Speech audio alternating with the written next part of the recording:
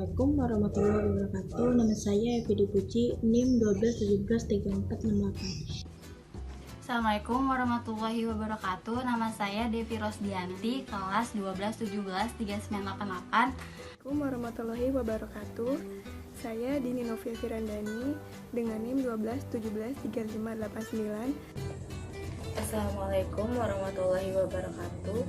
Perkenalkan, nama saya Aurora Purnama Syadila dengan NIM 121730905. Di sini saya akan menjelaskan pacaran dalam kacamata Islam.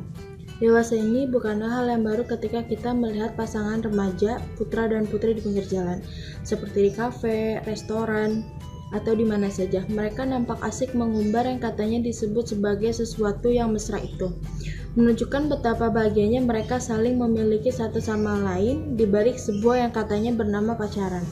Tidak segan oleh mereka berduaan baik di tempat umum bahkan di tempat yang jauh dari keramaian. Padahal Rasulullah bersabda yang artinya tidak boleh antara laki-laki dan wanita berduaan kecuali disertai oleh murimnya.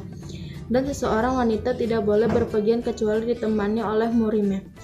Sebetulnya, budaya pacaran itu adalah budaya asing yang masuk ke Indonesia akibat daripada globalisasi.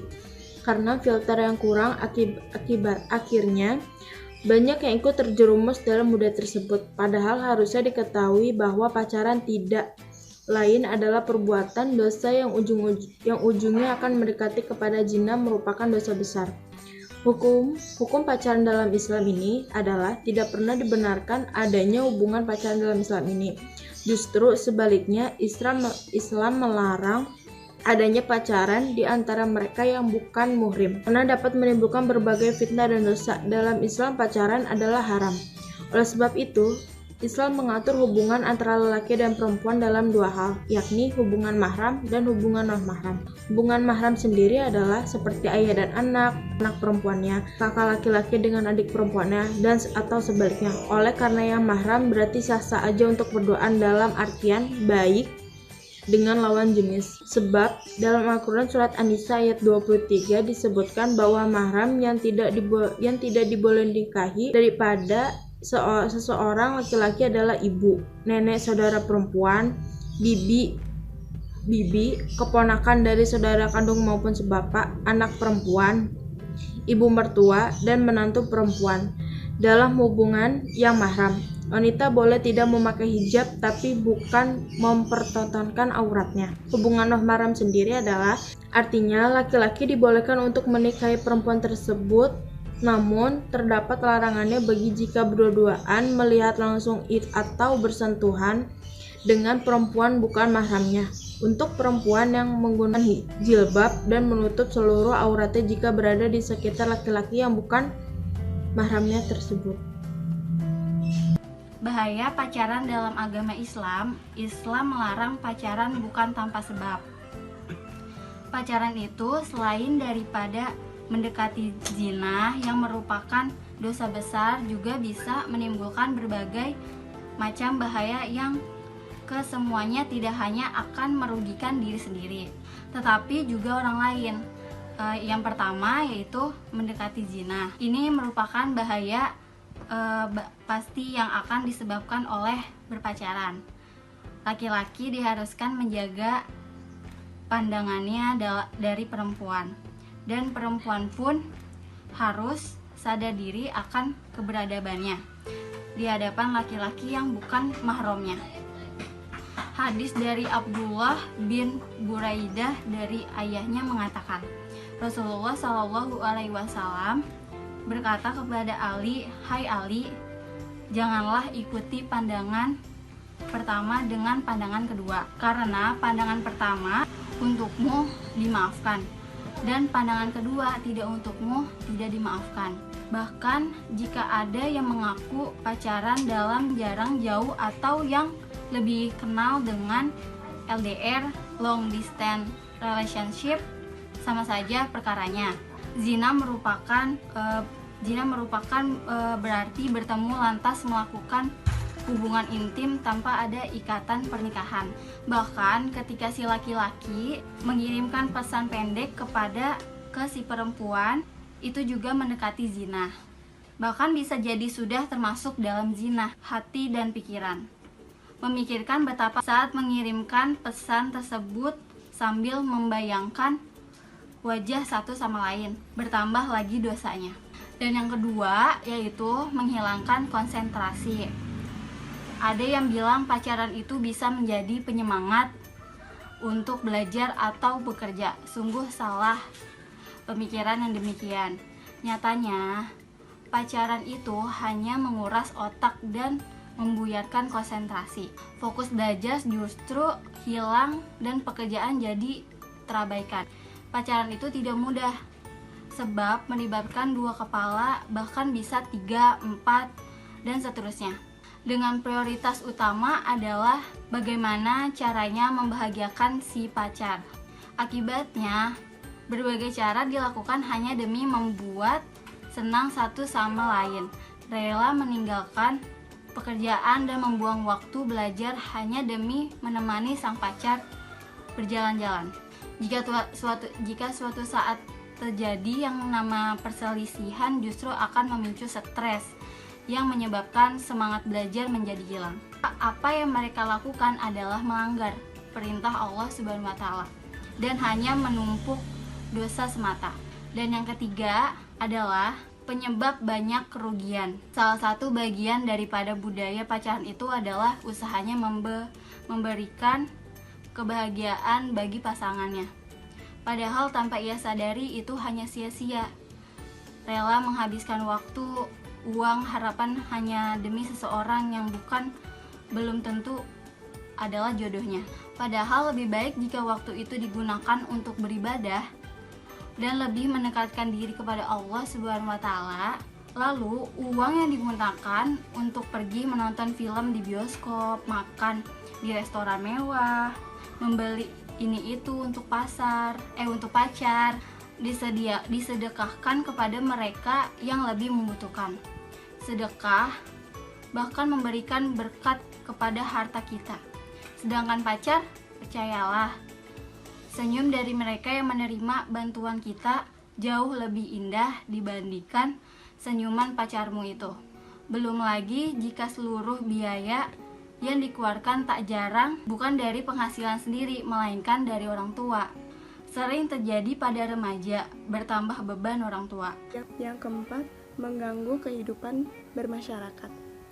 Orang yang berpacaran sering meresahkan masyarakat dan menimbulkan berbagai fitnah, terutama mereka yang sering berdua-duaan di tempat sepi, misalnya di dalam kos-kosan. Sering kita mendengar adanya penggerebekan kos mesum dan menemukan banyak pasangan yang tidak sah tertangkap.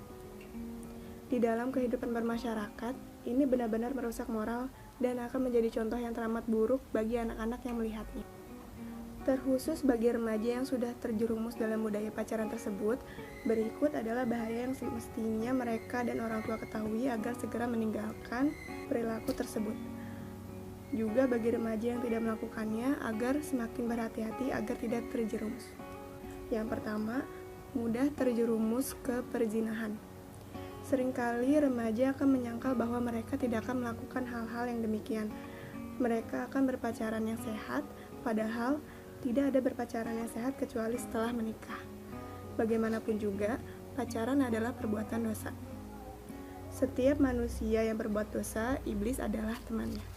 Sehingga kemanapun ia berpijak, akan ada iblis yang senantiasa menemani dan membisikkan rayuan-rayuan kemaksiatan sehingga ia semakin terlena dalam berbuat dosa. Awalnya hanya berpandangan, kemudian berpegangan tangan, mulai berdua-duaan, dan akhirnya melakukan yang tidak sepantasnya untuk dilakukan. Rasulullah SAW bersabda yang artinya, tercatat atas anak Adam nasibnya dari perzinahan dan dia pasti mengalaminya. Kedua mata zinanya melihat, kedua telinga zinanya mendengar, lidah zinanya berbicara, tangan zinanya memaksa, memegang dengan keras, kaki zinanya melangkah, dan hati berhasrat dan berharap. Semua itu dibenarkan oleh kelamin atau digagalkannya. Hadis riwayat Bukhari.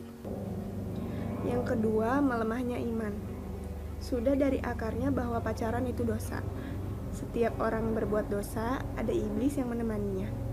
meniupkan berbagai rayuan agar orang itu semakin terjerumus dalam dosa.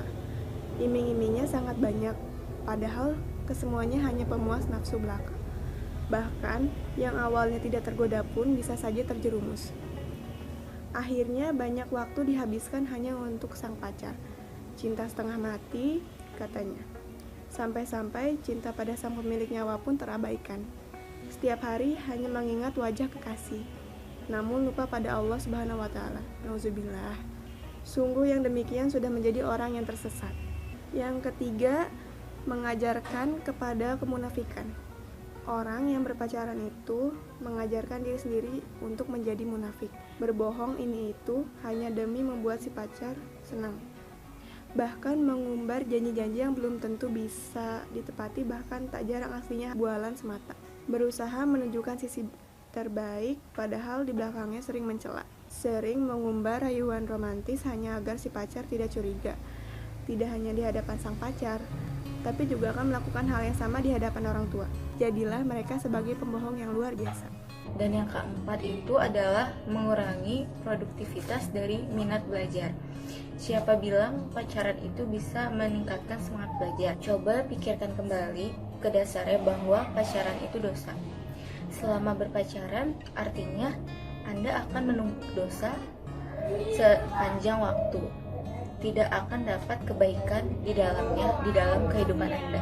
Dan yang kelima itu menjadikan hidup kita menjadi boros. Contohnya itu seperti sering memberikan sesuatu kepada pacar kita. Padahal apa yang diperoleh dari semua itu, apakah dengan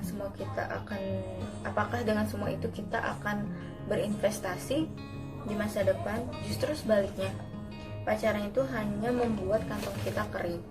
Dan yang terakhir itu, yang keenam adalah pemicu tindak kriminal.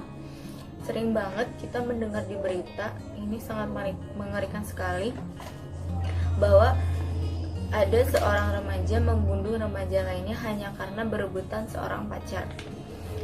Katakanlah dengan kasar, yaitu bahwa mereka lebih rendah dari hewan, padahal manusia sendiri itu diberikan akal sehat.